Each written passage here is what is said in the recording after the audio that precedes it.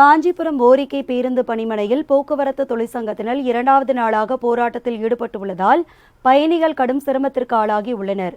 கூடுதல் விவரங்களை செய்தியாளர் விஜயன் வழங்க கேட்கலாம். விஜயன், இன்றைக்கு 100% பேருந்துகள் இயக்கப்படுவதாக செய்திகள் வெளியாகியுள்ள நிலையில் பொதுமக்கள் இன்னும் சிரமப்படுவதற்கான காரணம் என்ன தெரிவிக்கிறாங்க விஜயன்? வணக்கம் அரசே. அதாவது போக்குவரத்து கழகங்களின் ஆர்ப்பாட்டத்தினால் காஞ்சிபுரத்தில் உள்ள 4 பணிமனைகளில் இருந்து தற்சமயம் 2 பணிமனைகளில் பேருந்துகள் அதிக அளவில் இயக்கப்படாமல் 50% பேருந்துகளை இயக்கப்பட்டு வருகின்றது. அது மட்டுமின்றி பல்வேறு காரணங்களுக்காக வெளியூர் செல்வதும் தினந்தோறும் வேலைக்கு செல்பவர்களும் கடும் சிரமத்துக்கு உள்ளாகி வருகின்றனர். கிட்டத்தட்ட போக்குவரத்து தொழிலாளர்கள் 100% வேலையில் இன்று முதல் இயங்கப்படும் என தெரிவித்த நிலையிலும் காஞ்சிபுரத்தில் மட்டும் 50% இயக்கப்பட்டு வருகிறது.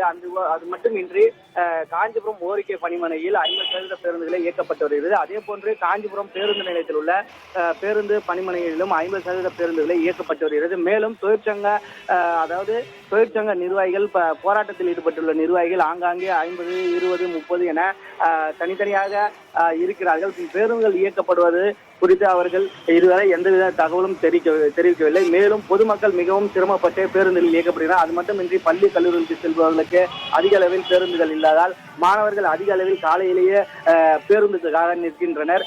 மேலும் இன்று பேருந்துகள் அதிக அளவில் இயக்கப்பட்டால் அதை முற்றுகையிடவும் செய்வோம் என்று தொழிற்சங்க நிர்வாகிகள் தெரிவித்துள்ளனர். அரசு